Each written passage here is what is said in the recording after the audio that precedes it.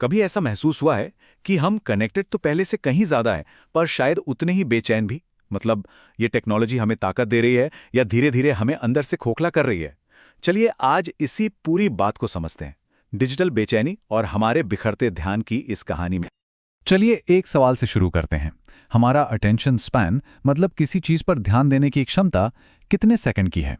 10, 8 या हो सकता है उससे भी कम? एक वक्त था जब किसी एक काम पर घंटों तक ध्यान लग जाता था और आज 1 मिनट भी मुश्किल हो गया है। हमारे ध्यान के लिए ना हर तरफ से एक जंग छिड़ी हुई है और इस जंग का सबसे बड़ा हथियार, इसकी शुरुआत होती है इन तेज रफ्तार रील से जो कुछ ही सेकंड में हमें एक अलग ही दुनिया में ले जाते हैं और हमें अंतहीन स्वाइप करने पर मजबूर करते हैं, एक के बाद एक, बिना रुके। हर स्वाइप एक नई उम्मीद जगाता है कि शायद अगला वीडियो और भी दिलचस्प होगा, और हम बस इस लूप में फंस जाते हैं। और फिर आते हैं ये लाइक्स और नोटिफिकेशंस जो हर पल ध्यान खींचने वाले छोटे छोटे हुक की तरह काम करते हैं। तो हो क्या रहा है? हम मल्टीटास्किंग नहीं कर रहे, हम असल में बस एक ऐप से दूसरे ऐप पर लगातार कूद रहे हैं बिना किसी काम को पूरा किए। तो फिर कंट्रोल किसके हाथ में है? वादा तो ये था कि टेक्नोलॉजी जिंदगी को आसान बनाएगी, पर सच्चाई क्या है? सच्चाई ये है कि अब स्क्रीन हमारी जिंदगी चला रही है। पता है, हमारी सबसे बड़ी प्रॉब्लम ये नहीं है कि हमारे पास मोबाइल है, प्रॉब्लम ये है कि मोबाइल के पास हम हैं। और इसके पीछे एक बहुत बड़ा वैज्ञानिक कारण है। चलिए जरा दिमाग के इस डोपामाइन ट्रैप को समझते हैं। हमारे दिमाग में एक केमिकल होता है डोपामाइन, आप इसे मोटिवेशन केमिकल भी कह सकते हैं। ये हमें खुशी, मोटिवेशन और एक्साइटमेंट महसूस करवाता है। जब भी हमें कोई इनाम मिलता है, ये केमिकल रिलीज होता है, और सोशल मीडिया ने इसका इस्तेमाल करना बहुत चालाकी से सीख लिया है। देखिए, हमारा दिमाग दो तरह के इनामों पर काम करता है। एक होते हैं धीमे पर गहरे इनाम, जैसे कोई किताब पढ़ना या कुछ नया सीखना, इनमें सब्र लगता है। और दूसरे होते हैं तेज, तुरंत मिलने वाले इनाम, जैसे सोशल मीडिया पर मिला एक लाइक या एक स्वाइप के बाद आया नया वीडियो। हर स्वाइप डोपामाइन की एक छोटी सी डोज देता है, और हर लाइक एक छोटा सा पुरस्कार है जो हमें और ज्यादा मांगने पर मजबूर करता है। और बस यही से समस्या शुरू हो जाती है। दिमाग को इन तेज इनामों की आदत पड़ जाती है।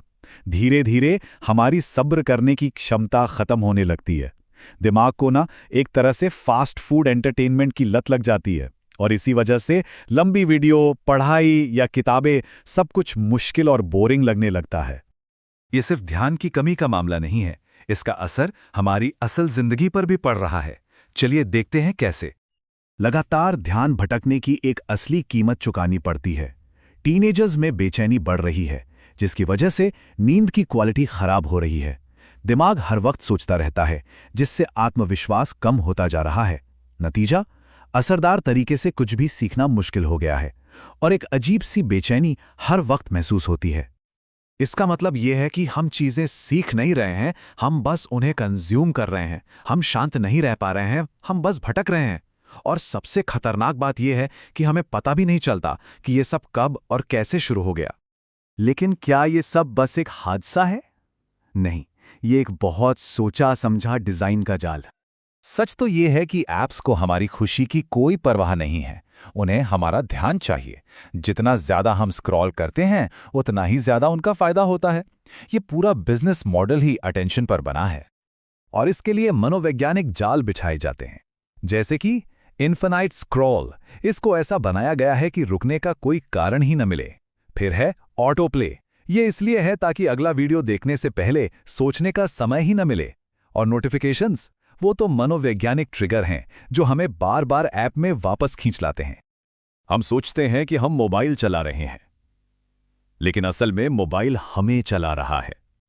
ये लड़ाई मुश्किल जरूर है, लेकिन इसे जीता जा सकता है। तो चलिए अब बात करते हैं कि कैसे अपने दिमाग को वापस पाया जाए। अच्छी बात यह है कि कुछ छोटी आदतें हमारी जिंदगी बदल सकती हैं। ये 5 आदतें हैं जो हमारे फोकस को वापस लाने में मदद कर सकती हैं।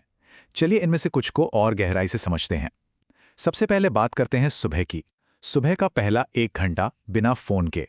दिमाग दिन की शुरुआत में सबसे ताज़ा होता है, उसे सोशल मीडिया का शोर नहीं, थोड़ी शांति दें। चलिए नोटिफिकेशन डाइट से शुरू करते हैं, जिसका मतलब है गैर जरूरी अलर्ट्स बंद करना। क्या आप जानते हैं कि हमारे लगभग 90% नोटिफिकेशंस की हमें असल में कोई ज़रूरत नहीं होती? वो बस हमारा ध्यान खींचने के लिए डिज़ाइन की गई हैं। आज ही अपने सेटिंग्स में जाकर सोशल मीडिया ऐप्स के नोटिफिकेशंस बंद करके देखिए, फ़र्क महसूस होगा। अब बात करते हैं डीप वर्क की। रोज सिर्फ 30 मिनट के लिए अपना फोन दूर रखें और बिना किसी डिस्ट्रैक्शन के बस एक काम करने की कोशिश करें। हाँ, शुरुआत में ये मुश्किल लगेगा, लेकिन धीरे धीरे आपका दिमाग दोबारा फोकस करना सीख जाएगा और ध्यान लगाने की क्षमता वापस आने लगेगी। और शायद सबसे जरूरी आदत, सोने से 1 घंटा पहले फोन को दूर रख दें। फोन की जो नीली रोशनी होती है ना, वो दिमाग को जगाए रखती है, जिससे नींद की क्वालिटी खराब होती है। इस 1 घंटे की दूरी से न सिर्फ नींद बेहतर होगी, बल्कि अगले दिन की बेचैनी भी कम होगी। देखिए, एक बात साफ है, टेक्नोलॉजी एक हथौड़े की तरह है। इससे घर भी बनाया जा सकता है और कुछ तोड़ा भी जा सकता है। तो असल में टेक्नोलॉजी खराब नहीं है, पर उसका इस्तेमाल कैसे हो रहा है, असली लड़ाई वही है। दुश्मन टेक्नोलॉजी नहीं, बल्कि उसका वो इस्तेमाल है जो हमें कंट्रोल कर रहा है। ये लड़ाई जीतने के लिए हमें ऐप्स डिलीट करने की जरूरत नहीं है। हमें सबसे पहले अपने दिमाग को इस लत से आज़ाद करना पड़ेगा। सवाल ये नहीं है कि हम अपना फ़ोन इस्तेमाल कर सकते हैं। असली सवाल ये है, क्या हम उसके बिना रह सकते हैं?